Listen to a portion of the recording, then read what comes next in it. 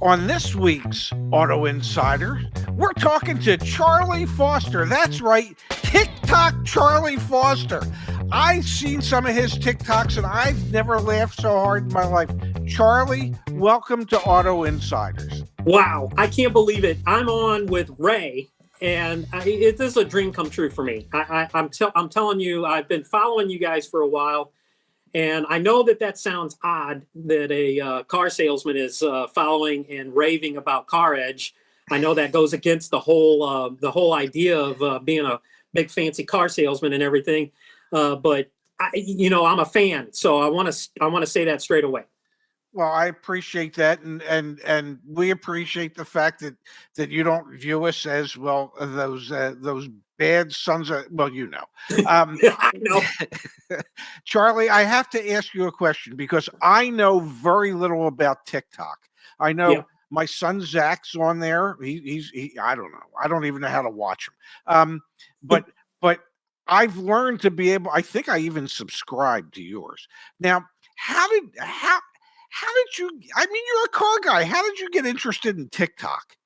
Well, it's funny. I'm going to tell you the inspiration for me to get onto TikTok was actually my daughter, and Okay. she knows she's grown up with a car salesman as a dad. So hi, Chloe. I just want to say hi. Sorry about that. And basically, she said, "Dad, look at this. Look at these videos. They're usually about 15 seconds long, and some of them are comedy, some of them are people talking about their daily lives." And so she downloaded the app for me, and a couple of weeks later, I started looking at it, and I'm looking at these videos, and I'm thinking, "Hey, I'm gonna try that." So I remember the very first video I made. I think it was in March, and it was close to St. Patrick's Day, Okay. and I had a box of Lucky Charms, and I put it on a car, and I acted like I was, a little Lucky Charms guy, and I'm trying to grab they got me Lucky Charms, and so that was the very first video. Didn't mean anything. It just maybe I don't even know if anybody looked at it. So I had remembered, back I did Vines back when Vine was a thing, and not a lot of people know what a Vine is right now, but it was similar to the TikTok platform, real quick Okay. little videos. And the one that I made was that I remember. I was at a front of a Walmart, and I got on one of those bowls, the Okay. little ones you put a quarter in it, Uh-huh. and I was acting like I was on a bull, and we took a video of that, and the Chloe's response and that type of thing, and I thought, hey, that's funny, but I guess the TikTok for me, I was making Facebook videos years ago, and that's how I would, do some of my skits and stuff. I came up with it was Dickie Ray Foster, one of my cousins, Dickie Ray, and he was telling people, "Hey, come up and see my cousin Charlie. He's working at a car dealership." So making little funny videos. Then I started getting deeper into the videos, and I thought the very first, I'm like Dr. Johnny Fever. Sometimes I've got a different name. I was doing the Car Insider, Charlie Foster, you're a car guy or whatever. So what I started doing was thinking, wait a minute, I could do this because I do stand-up comedy as well. Okay. So I thought I did this series for a little while. It was called Advice from a Guy That's Been Divorced for 18 Years. My very first one, it was a great one. It says, here's the advice. Never, never buy your wife lingerie from a garage sale. And because there's a couple of things that could go wrong with that. I mean, especially if your wife asks you, well, how did you know it was going to fit me? Yeah. Things like that. So, and then I did another one. It was called Never Get Into a Van. It was one of those creeper looking vans. Well, I said, never get into this van. If the guy says get in the van, I get in there, and then I go, the guy's selling meat sticks. So I had to get in the van. Who doesn't want a meat stick once in a while? Sure. So then now I'm thinking, okay, now I'm seeing car dealers on TikTok. And I'm thinking, okay, I think I could do that. And that's how it started for me. Another one that kind of got me it went viral was I had illustrated what it looked like going to somebody's house on Thanksgiving and during before COVID and then after COVID. I had a hazmat suit on and goggles and masks and stuff like that. And that I watched that video and it got about I went up to about 1,000 followers. Wow. So I was like, wait a minute. So then of course we get to the dealership. What happens at a dealership? I think what I've been doing is I'm showing people little snippets of things that can go wrong, things that are funny. Especially like the one that I lost the dealer plate. I did a couple of lost dealer plates. Okay. One, I left the plate in the bathroom and I was, going to murder somebody that stole my plate. And then the key, yes, that one got about probably 400,000 views. Wow. Initially, because how many times you're at the dealership and you're looking for the keys for a car and you're going crazy. The customer's waiting for you. The manager's yelling at you. And so you had it in your pocket the whole time. And that's basically, how I started doing the TikTok videos at the dealership, a glimpse of what happens in a dealership. Now, you said something that really struck a chord with me. You said you do stand-up. Do you really? I got to tell you something. It might take me a minute to tell this story, but we've got an hour. Okay. Here's what happened. I'm scrolling through Facebook and I see this lady and her name was Joy. And she said, I want to give me some ideas or about music or singing a song or writing a song. And she said, are there any businesses out there that would like to have a jingle made or something? Well, I got excited about this and I said, hey, I messaged her through Facebook and I said, hey, I'm interested. I'm a salesman at a car dealership. I don't own the dealership, but I'd be willing to pay if you could help me out with a song, a jingle. Well, I met her, we talked about it, and I did a rap song. Okay. Me being the OG. Now this is about 5 years ago. And I did the tracks in our toy room. I had all the equipment in there and I'm laying down the tracks. I felt like a real mogul, hip hop mogul, hip hop, I've been in the hip hop business for a while. I knew 50 Cent when he was just a quarter. Yeah. And so I thought, hey, this is me, I'm a rap star. And so we put that up on YouTube and it got about 13,000 views. And so I was like, wait a minute, I think I'm onto something here. So speed up a little bit. Joy, she says, hey, I'm going to do a comedy workshop, stand-up comedy workshop. She goes, you're really funny. I'd love for you to attend. And I'm like, hey, why not? And what else am I going to do? Go home and look at the four walls in my penthouse apartment overlooking the Mississippi? That's a joke. I do live in an apartment, but it's not a penthouse. But so anyway, so I go to the stand-up workshop. There's like 3 of us in there. And she had set up like a little stage, gave us a fake microphone. And she goes, go up there and just talk and get familiar with it. So I did. And I thought, you know what? This is something that I'd love to do. And basically, if it wasn't for Joy, I wouldn't have done stand-up comedy. I remember the first night that I did a set. It was at a bar downtown in Cape Girardeau, Missouri. People are having a great time. They're not really paying attention to the open micers, Sure. So I just started riffing a little bit. I didn't really have a lot prepared, but at the time I weighed about right at 300 pounds. Oh my goodness. And so I talked about, just regular things that were happening to me, and I talked about my weight, of course I made fun of, I'm self-deprecating. That's the kind of humor that I started out with. I said that, I had to get a restraining order recently against this lady. She was sending me emails, text messages, just bugging me to death. And her name's Jenny Craig. And so I mean, and I'm looking out the window. I'm thinking, wait a minute, is she trolling me or whatever? And when I got that laugh, because I think that was one of my best jokes at that time, it made me feel so good. I got so excited and passionate about it because I love making people laugh. And that's really the underlying reason that I do TikToks is I'm looking for that laughter because it sustains me and it excites me. It gets me passionate about what I'm doing. But I think that it's that glimpse into the dealership world that I'm showing people. We think it's funny. And I hope that, I know there's car people that follow me, but there's also other, I call civilians out there that watch my videos. And I've gotten a lot of messages from people. I've gotten sweet messages. And last night, the guy said that I was an idiot. So I know it's endearing.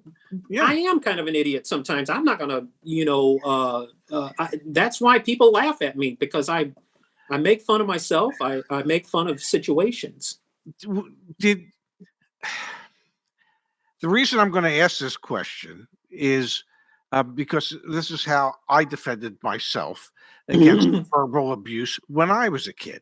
Yep. When you were a young man, a child, yeah, were you like the class clown, the guy that would make or could make everybody else laugh?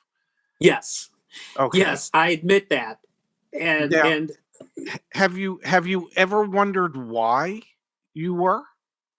I think that when I got that attention, when people smiled and laughed, it was, to me, that was contagious. And so I just took it, I started taking it to another level in the TikTok world, but when you said something, like you said earlier about when I was a child. Yes. I remember we would go visit my grandparents in Tennessee. We lived in St. Louis, Missouri. They were about 4 or 5 hours from our house. Okay. So we would go down there to visit. And my grandmother, one day, we're sitting around. This was before phones and all these computers and gadgets and stuff like that. And my grandmother says, gosh, I just wish Charlie'd say something to make us all laugh. Because that's what I did. I was the clown around the house. I was the clown around, school. The funny story, my grandparents, they were very regular folks. And I remember we'd go there for Thanksgiving. Was that because of prunes or anything like that? That's a good one. That's a good one, Greg. I'm sorry. Hey, I'm supposed to be the comedian here. I'm just kidding. But we're all eating. And my grandmother was a fantastic cook. She's a Southern grandmother, so the food is incredible. So, but she used styrofoam plates and she would actually rewash them sometimes. Oh my. So I'm sitting there and everybody's eating. Nobody's saying anything. I'm sitting there and I look and you could see the indentions on the plate from the fork and the knife. And I said, hey, wait a minute. This is the plate I had last year. And my grandma, boy, she said, I'm going to whoop you. So that ended that. But anyway, the thing of it is my grandma, my mom always said, laughter is the best medicine. So I'm not a doctor. So what's the next best thing? Let's be a comedian. So go ahead. Oh, go ahead. Well, I was going to say, I know when I was a kid, I wasn't the most popular kid at school. Okay, I wasn't popular at all. But I found that when people would try to abuse me verbally, that if I said something back to them that was funny, they'd go, "Oh, that's pretty funny, right?" And then all of a sudden I could become their friend. Not that I thought of myself as being their friend. I just wanted to shut them the hell up. Right. And so I always used humor in school as a defense mechanism against people that were trying to either verbally abuse me or physically abuse me. And I figured out, well, if I could make them laugh, they're laughing too much to want to continue to abuse me in any way. Yeah. And I've used. I mean, you said something earlier about you just want to make people laugh a little bit, Hmm. and that's how I always approached sales when I was in auto sales. Um, you've heard, I'm sure, the old saying, "The feel of the wheel seals the deal." Yep. Okay, I used to teach my salespeople, if you give your customers a good show, they'll part with their dough. I thought Mm. of I thought of us as entertainers, Yep. not as salespeople, but entertainers. And your job, and I believe you probably do this without having had this conversation prior, your job is to give them a good show, make them laugh, allow them to have a good time so they can feel good about spending their money with you. Am I correct? You hit it right on the head, Ray. I've even before I started doing stand-up comedy and getting far, and I'll get into more about that if you want to hear more, a Sure. funny story. But the thing of it is, when I'm with a customer, there's a lot of laughter Mm-hmm. from both parties. Yes. And when I'm vibing with somebody and they're vibing with me, it does make that process a lot easier. And one thing that growing up in the car business, I got started in 1993, Okay. and there was a, I call it the old west. It was like the old west. So when you went back and with the figures, as a lot of people will say, the first pencil or whatever, Mm-hmm.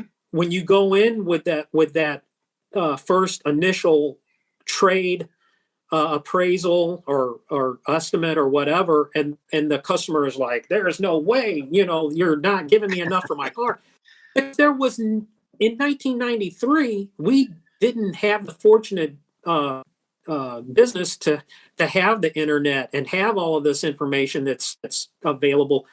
So you, as a salesperson, gosh, if you didn't, have a niche or something to keep people engaged, and mine was comedy, Sure. and not so much as not a ridiculous comedy, but having a little bit lighthearted comedy moment during a process of making the second biggest purchase of your life, typically. I put a little levity into the situation, and that's what I've always tried to do. But I it, I I was going to say, I remember one time when I was a closer at a Mazda Volkswagen store, and I would always I would have to show them the first pencil, the first proposal, and yep. what I did is I had like three or four stuffed in different parts of, in my back pocket, my front pocket. So I came out with the first one. I knew, the customer, and the customer was bitching and moaning right through. I said, "Well, wait a second." And I reached into my pocket. How about this one? Okay, if that one doesn't work, I got another one back here. And I just found that if you could take the stress out of the situation and make it enjoyable, it Yep. became easier for somebody to say yes. Yes. So you just did You it. just did it. Yeah. you know, I the one thing that I think about is um, with that the comedy thing. Yes. Um, I turned that into a couple of gigs, in around town and stuff like Mhm. that. We had a comedy club here in town for a little while. Unfortunately, did wasn't able to support itself, but they did bring in some pretty good talent. And at that time, during that span, I actually worked in the mornings at a radio station. Okay. Um, I was I had seen this ad, and this was after I started doing the comedy, and I had done I my friend Joy had talked me into auditioning for a play, Okay. a live theater, and I had Wow. never done that before. So I went in for the audition. I got the part. So I was super excited about that because the last time I was in a play was in sixth grade. I played a wizard with a broken wand, and it was a weird deal. It was like a combination of Gone or the tornado. oh gosh, what's the name Wizard of of that? Oz. Wizard Wizard of of Oz. Oz. Yes. Wizard of Oz and Alice in Wonderland. They Oh, meshed them together. It was weird. But anyway, I guess that was in the 70s, man, you know. But I guess the thing that I started doing was I thought, hey, I'm going to try and build a set. I want to try and, make this a go. So I started practicing, started working on stuff, entered a couple of contests and didn't win anything, but I uh-huh. got my feet wet. And then I guess probably one of the coolest things that ever happened to me was I went to New York. Okay. I had never been to New York City. And I had been working on my stand up, been doing open mics and stuff like that. So I called some of the comedy clubs in New York and I talked to a booker and I got booked at the Broadway Comedy Club. Now, Wow. I told him, I said, I'm coming from the Midwest. I didn't tell him I was a car salesman. I didn't Yeah. say anything about that. I just said, hey, look, is there any shows that I could get in on, open mics or anything like that? He books me for a show. Ray, I'm not kidding you. I get to the venue, I get to Broadway Comedy Club, and go downstairs. I meet the manager and then the MC. There's about 50 or 60 people in the showroom. And I had never been in front of a crowd like that before, Yeah. you know. And so I'm in the green room, and the green room was not fancy. There was a bunch of wires and stuff hanging out. It looked like a fire safety or safety problem to me. But I didn't pull any smoke alarms or anything like that. Good for you. But yeah, I'm talking and I'm watching the show and everything. So I thought, well, there's only one way to find out if I'm going to get booed off the stage. So I went out there and I made it to 10 minutes. Wow. And that was a highlight of my whole life. I mean, I was on a stage at the Broadway Comedy Club, and I don't know, you could list off so many great talents that were there. And I had a blast. I mean, it was incredible. I went to the comic strip, and I met a lady there that was incredible booker too. She had started some people in their careers and stuff. So, like I said, I had the time of my life. I had some New York pizza. It was crazy. I stayed in New Jersey though. It was cheaper over in New Jersey, and then come to the city. Well, of course. Now, let me ask you a silly question because the show is called Auto Insiders. Oh yeah, I'm talking a lot about stuff that's not auto. No. But I thought maybe we should try and tie it all together. Sure. So back in '93, if I remember from what you said earlier, you got Mhm. involved in the car business. Yeah. What kind of dealership was it? Ooh, I'll tell you, if I may, I'll tell you a No, little story about how that happened. So okay.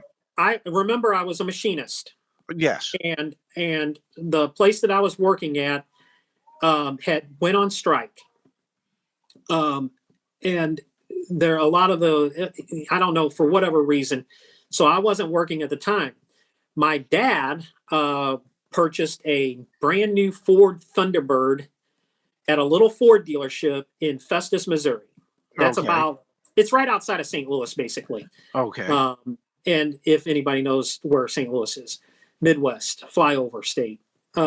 So my dad says, "Hey, can you drive me down to the dealership to pick up the car?" And I said, "Heck yeah!"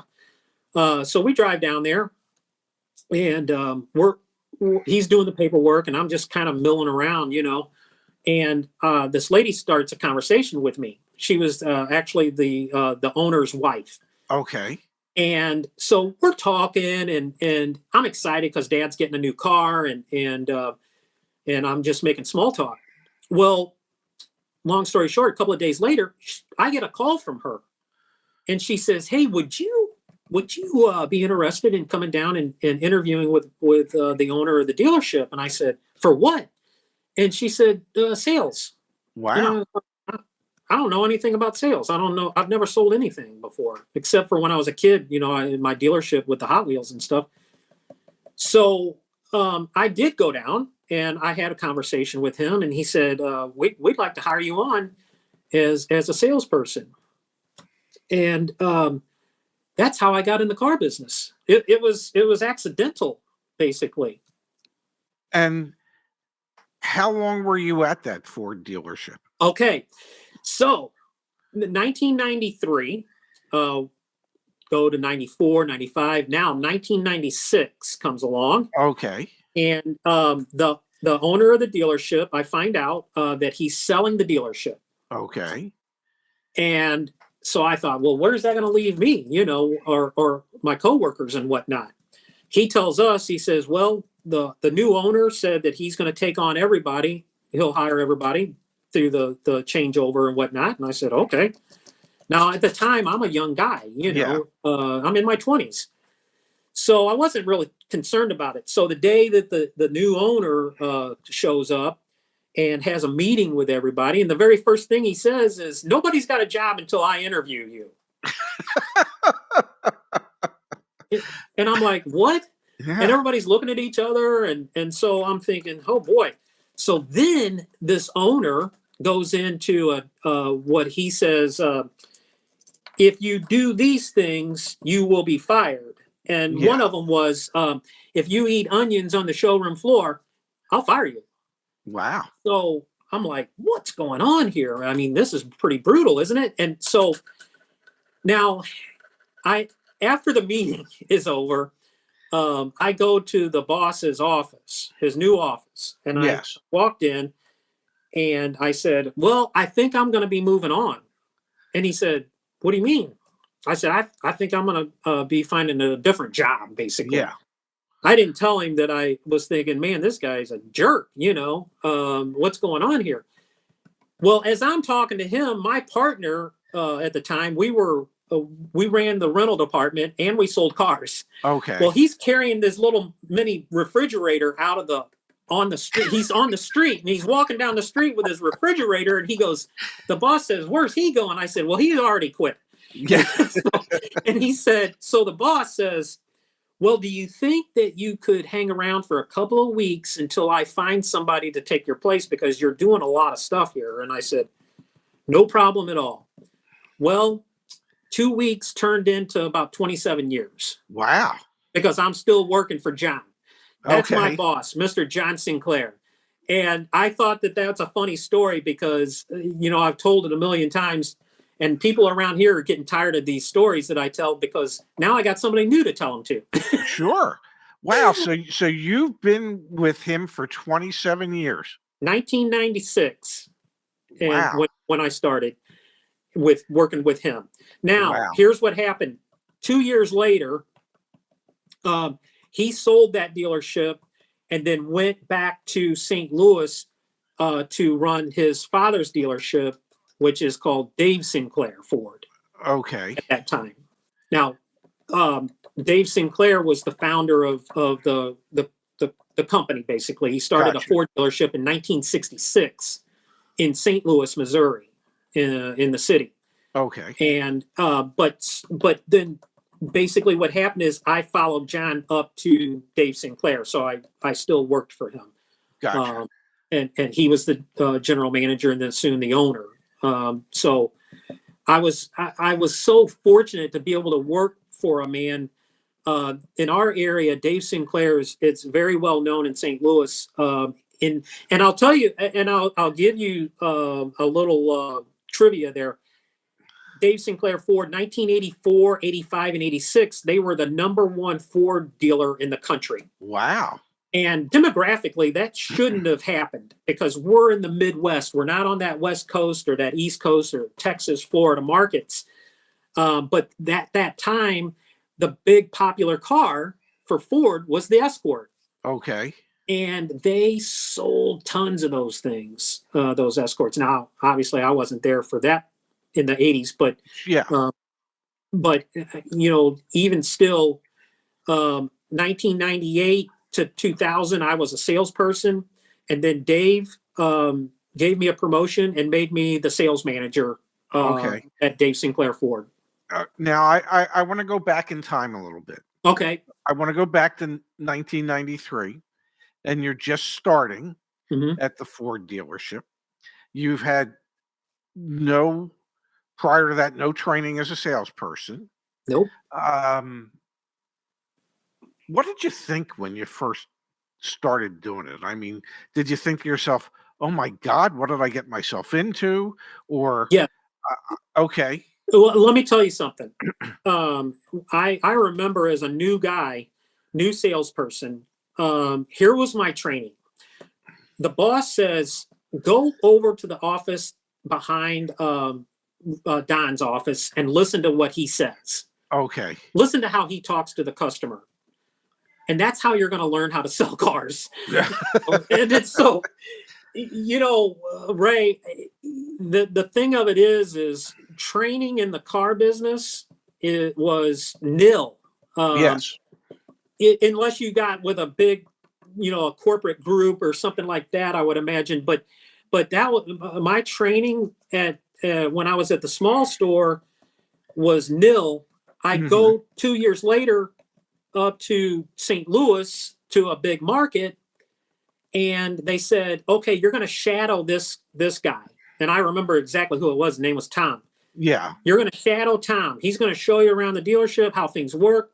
So this place was pretty big. We had golf carts that you had to ride on to get to the South 40 or whatever. gotcha. And so Tom drives me around and showing me the wash rack and where the inventories are. And we get back up to the office, and he says, "All right." He lights a cigarette. "Well," he said, "kid, you're on your own. Get it up and sell something." Oh, okay. And this is the funniest story. Tom, I had some stuff with me. I don't know what I had, a lunch bag, a thermos, who knows? Yeah, I had set it on the desk. About a half an hour later, I had to go fill out some paperwork or something. I come back and I go, "Hey, Tom, do you see my stuff?" And he goes, "Oh, that was yours?" He goes, "It's in the trash." He goes, "I didn't know who it belonged to, so I just threw it away." He said, "Don't leave anything up here." He was an ex-Marine also. Yeah. So basically, let me go back a little bit, because I know I went fast forward here, but in the car, I think the excitement overtook everything for me. okay, I was so excited about being there, about selling cars, and we had Mustangs, and I actually owned a Mustang. My very first brand new car was a 1989 Mustang LX, 5-liter, 5-speed. I know I'm an old guy now, but back then I loved little hot rods, and my dad was a Ford guy. uh-huh, His dad was a Ford guy. And so I grew up around Fords and performance. My dad could, work on performance engines and stuff like that. Taught me a lot about engine work.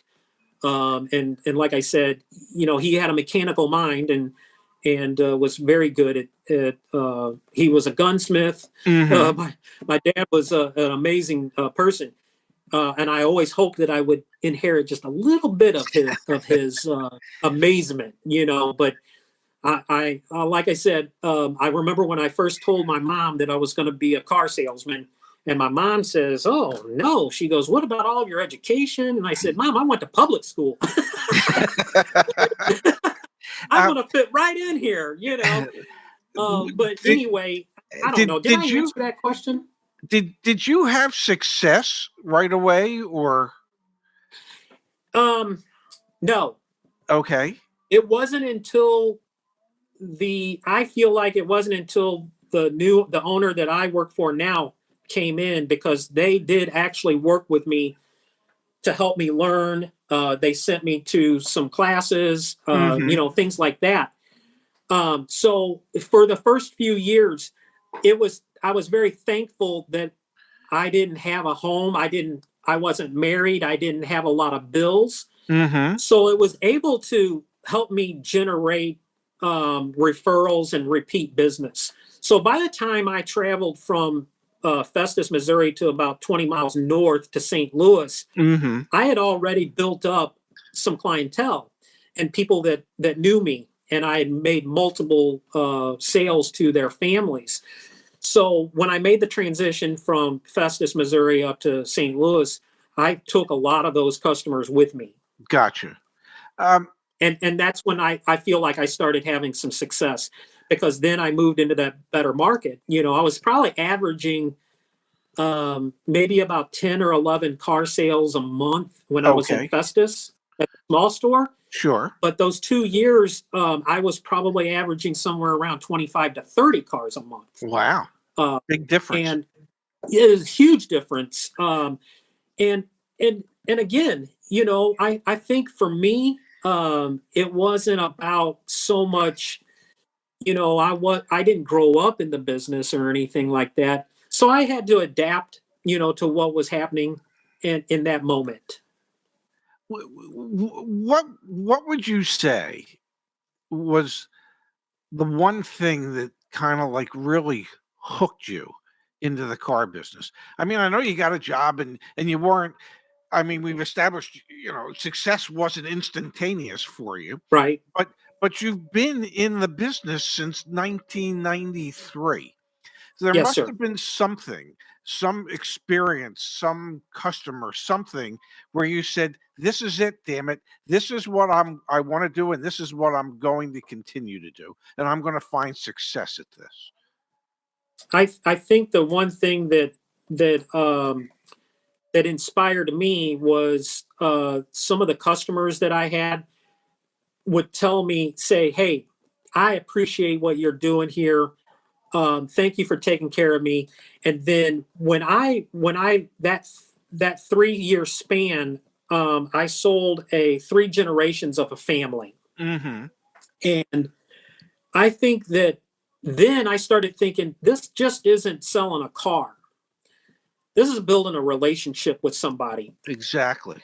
So when I had the customers tell me, "Hey, thank you so much," and then I started thinking, okay, I'm building a relationship with these people, because from 1993 to like 2012, I had one customer they bought every car from me, and Okay. we leased vehicles to them. And so I think I might have counted up to 7 or 8 vehicles that I had sold to this one family. Gotcha. And so then I started thinking, okay, wait a minute, there's a lot more to this. And in those early years at what I call going to the big store, I started listening to a lot of motivational material, Okay. and I started listening to Tony Robbins. And I know that's going to be a cliche, but I was a true Tony Robbins fan. Okay. And when I started working with people, and I learned how I had to basically teach myself, because we didn't have the training that we Hmm. have now. So when I'm talking to a customer and I'm using neuro linguistic programming to be able to communicate with somebody and learn what's going on with them, then I knew I'm in something here that I think is important, and we need to handle it in a good way. And I knew early on, I've got notes and I've done research, and I think about what we are doing in the business right Hmm. now. There's still trainers out there that are training their sales force in 1970s closing tactics. Absolutely. Yes. Um, and that is not what we need to do right now. I think that the car business, I call it the new age.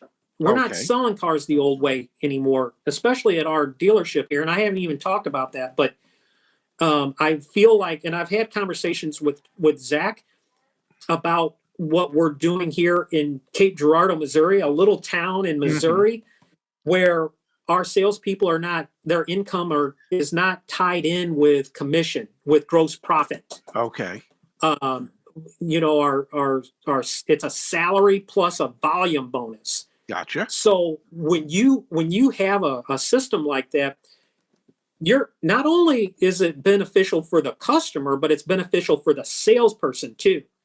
Because how many times, and Ray, you know what I'm talking about, you're trying to make the bills, you're trying to pay the rent, you're looking for that big commission. And I'm talking about back in the old days, that's the way that it was. Yes. And I'm so thankful that I'm working for a dealer group here, or a dealership owner that's willing to pay money to train their salespeople, take them off of a commissionable sale, and let the customer come in and be free to get that out the door price or get that upfront appraisal on their vehicle. That's where I'm at. I remember, oh, I want to say this was in the late 90s. I had just gotten a job as the new car manager at Scottsdale Acura in Scottsdale, Arizona. And I had the general manager was an old school kind of guy. And I remember at one of the sales meetings, I said to the team, I know there's like the 10 or 12 steps that we'd like to follow for the sale. But I'm here to tell you that they don't have to go 1 through 10 or 1 through 12. It might go 1, 9, 7, 6, 5, 4. I don't care what order we go in. If your customer says to you, hello, can I get my car appraised at hello? You grab the keys and we'll appraise the car. And the GM of the store looked at me like I had 3 heads. And it was like, what are you doing, Ray? I said, just because we've always done it this way doesn't mean it's the only way. Why can't we do it at the pace that the customer wants to do it at? Wouldn't that make more sense? And he thought I was absolutely out of my mind. Maybe I was. I don't know. Well, in here, you were probably one of the only fish in the fishbowl that was thinking like that.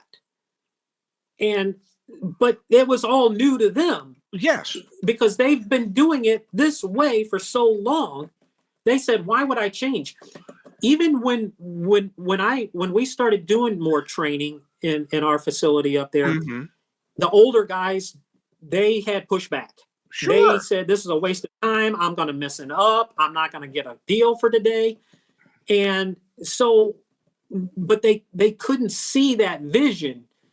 And, we're living that vision right now at our dealership here in Cape Girardeau. And I'm proud of it. I'm proud to be here. And someone says they're usually amazed when I say that I've been with the same owner for 27 years. Sure. Because that's not really heard of in our industry. But, that reminds me, we've got, since 6 years ago, we've virtually had no turnover in our sales crew. Wow. And so we've promoted people and then had to hire new people.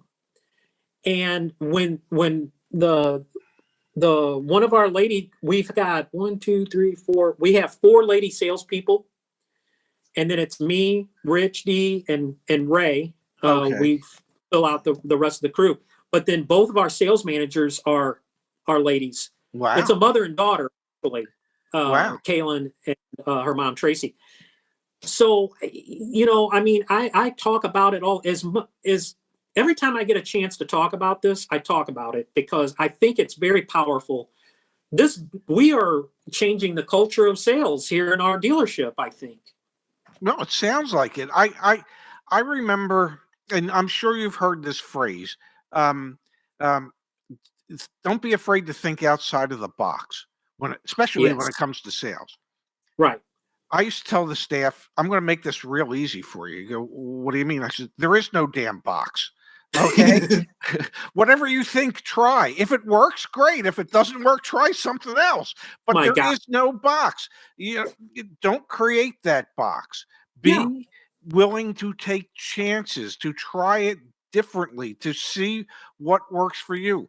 How I sell a car and the way you sell a car is going to be different than the way somebody else might sell a car.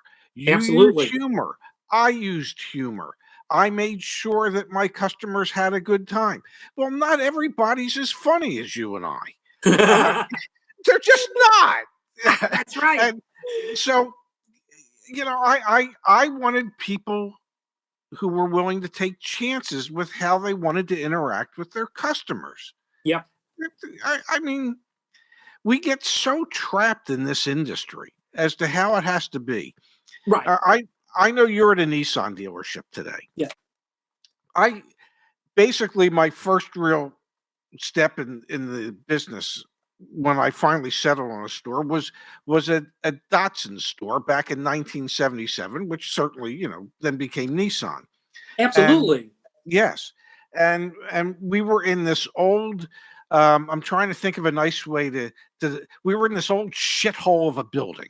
Okay, it was terrible, and the owner decided that we were going to build a new facility right behind the old one, which was great. Okay. And I remember having a conversation with him, and this was in 1987. Okay. And I said, Herman, what if we don't put in sales desks? What if we have sofas and love seats and just nice chairs and coffee tables, and we can sit around and we can take away all of the artificial impediments we put up between us and the customer. And he said, you're nuts. But I wasn't nuts. I was just maybe No. 30 years ahead of my time. I was just getting ready to say that, Ray. You were way ahead of your time, because I remember a couple of times on our showroom that I had set up, tables like that to make it look like you said. It's not as daunting as walking up to a salesman's desk or office, because we talk about here, and I will tell you this: the way that we handle training here at our store now. I said this the other day. We had our training session, and basically what happens is each salesperson does a training session for the rest of us. Okay. And we've got a whiteboard. We don't have chalk anymore, so we use those whiteboards. Yes. And I said, how many times, or how many dealerships do you think this morning had a sales meeting where they talked about empathy and respect? And that right there is where we're coming from right now. Is when we are working with a customer, it's an empathetic sales process. Absolutely. And I've had conversations with customers, knowing they know me, I know them now, and I do have anxiety and depression, but I think that gives me empathy for people that are going through that same thing. And Sure. especially when they come in to try to buy a vehicle. And what we've been doing with our non-commissioned salespeople, transparency, is, we're taking a lot of the emotion out of it and putting logic in there. Yes. And so I think when we're working with the customer, it's not, we're not saying, oh, what do we got to do to make this deal today? It's not like that anymore for us. I haven't asked a customer to buy a car for probably 2 years, because the way that when I get to that point, I said, how do you feel about moving forward? Yes. And so when the customer is ready to make that decision, they're going to tell me.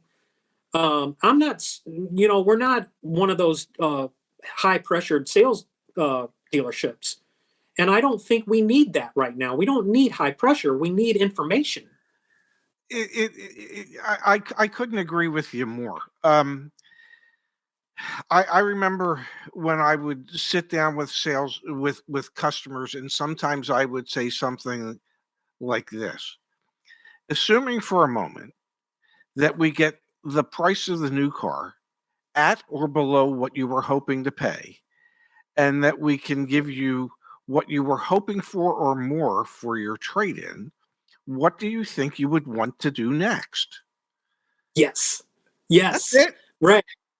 I'm telling you, I had an epiphany the other day, and I'm looking at this sales process, and I've been looking at trainers online, and because I have a passion for something that I've been thinking about and talking about.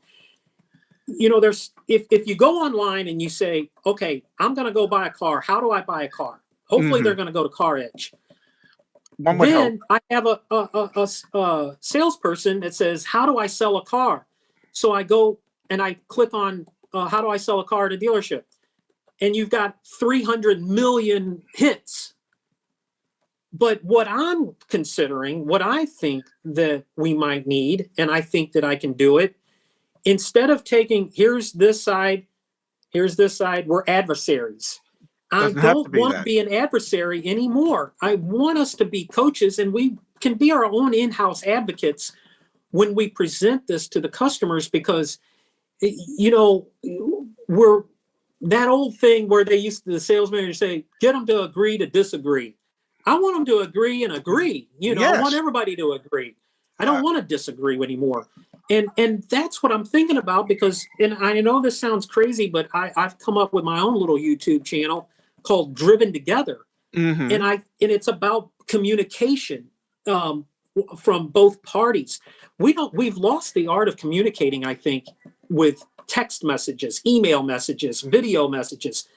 No one's communicating anymore. And I'm a big fan of I was introduced to this man years ago named Marshall Rosenberg, and he had come up with nonviolent communication in several books and he went over the world.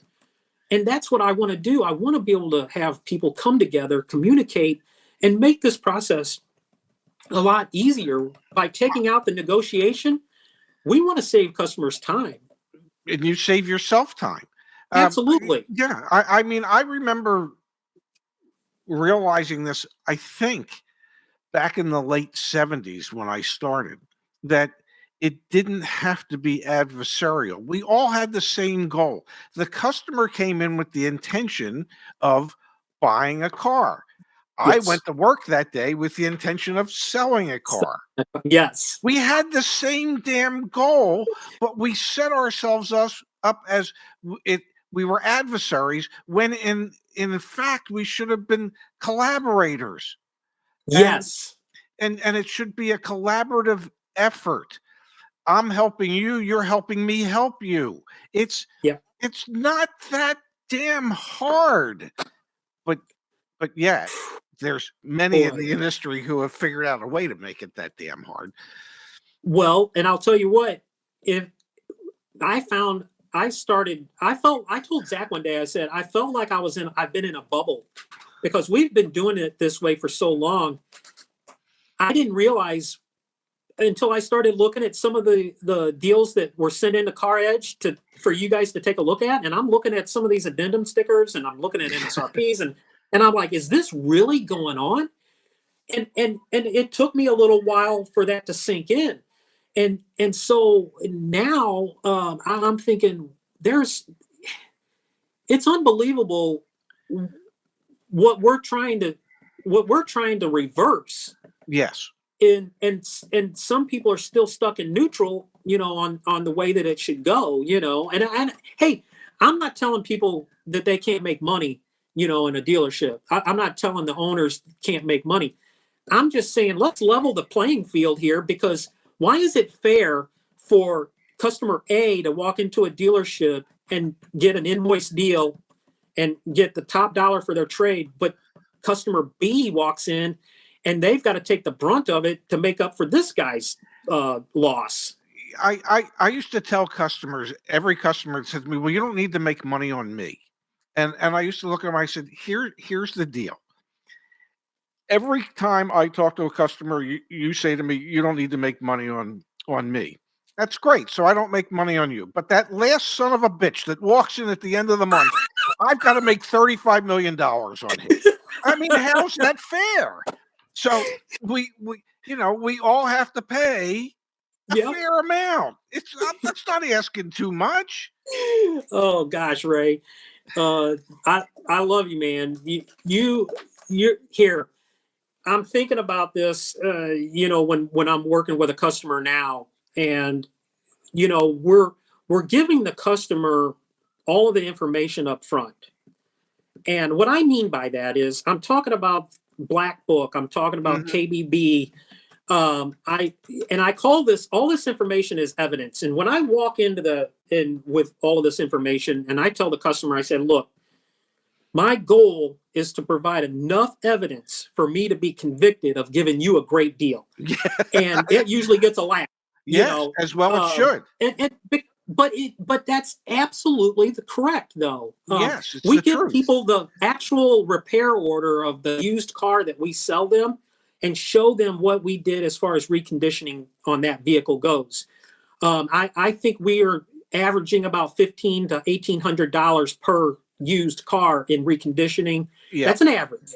Yeah. But when we go through the car, here's the thing. I mean, our reputation's on the line when we sell this car.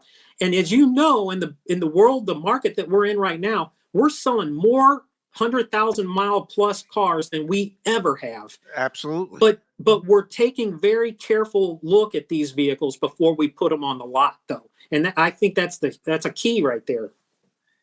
It's so refreshing to hear your stories about how your dealership is changing and how that meshes with what our mission is at Car Edge that's to get most dealers to understand that Right. there really is an easier, better, more customer centric way in order to do things.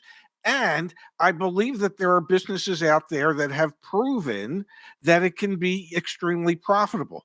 I'll just name one: CarMax. We all Yes. know, all of us who have spent any time in the industry know that people who buy a car at CarMax pay quite a bit more for that car than they would elsewhere, but they're willing to pay that quite a bit more for the experience of it. Yes.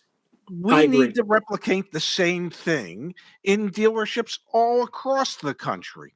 And dealers, and I've never advocated for a minute that dealers aren't entitled to make money. They Right. are. They need to. They're entitled to it. They should, based on their investments in their buildings and their real estate and their communities. That's what makes it all work. But Yes, sir. but it doesn't have to be based on deception in order to do that. And Right. that's the part that I object to. And I am Yes, sir. so thankful that you work for a dealer who is, in the 21st century, wanting to change the way we do things, the way the industry operates. And God, you're such a lucky guy. And I mean that sincerely. Well, I think about it every day. Ray, I would say this. I've been supported by this owner me personally, for 27 years. Yes. And he's given me, someone asked me the other day, he goes, does your owner ever get mad about these TikToks? And I'm like, well, he's actually in one of them. So I think it's, he knows me. We had a customer that got ruffled about one of the political hats that I was wearing for comedy effect. And so John actually responded back to his cranky review about a TikTok video. And John, he grew up in the business, obviously, but he's been willing to change. And I think that's why this dealership, I believe, is actually a great example for a transparent dealership. And I don't know. I mean, I think we're headed in the right direction. I always say, and John will say this too, and I just watched this video last night. I'm a huge fan of Vince Lombardi. Okay. And perfection is not attainable, but we're chasing excellence, as Vince Lombardi says. And, that's what I'm trying to do. In even I'm 56 years old. Yeah, I'm still taking ups, but I'm still moving. I'm still engaged with customers, and that's allowing me to make these funny TikToks or these YouTube videos. I want people to know who we are. We're in the middle of the country, and I think people need to know what we're doing here because they may want to do it. Yes. And I hope that maybe someday I might be able to come up with some good information to share with dealerships in-house, basically using my platform Driven Together. I really think that might be a concept. I've got a vision for it. It might take me a little while to get it, but what else am I going to be doing? I don't know. You got plenty of time left in the business. Trust me, Charlie. Yes, I sir. Yes, I sir. I want to thank you for spending an hour with me today. Um, Well, is it gone by that fast? I'm afraid it has, my friend. Yeah, Golly. yeah, yeah. It's been a blast, and I hope that a few people watch me on here, and if anybody wants to ask me questions, last night, I had a funny comment on one of my TikTok videos. Okay. It was a very simple message: idiot video. I guess he was trying to say you're an idiot. Yeah. I don't know, but like I said, I thought that was kind of funny, and the way that I approach, it's just like hecklers. I had somebody say that my videos were stupid, something, and some other fun adjectives, and Yeah. I wrote back and said, "Hey, this isn't my mom with a fake account again trolling me, is it?" And so, but he never responded back, Yeah.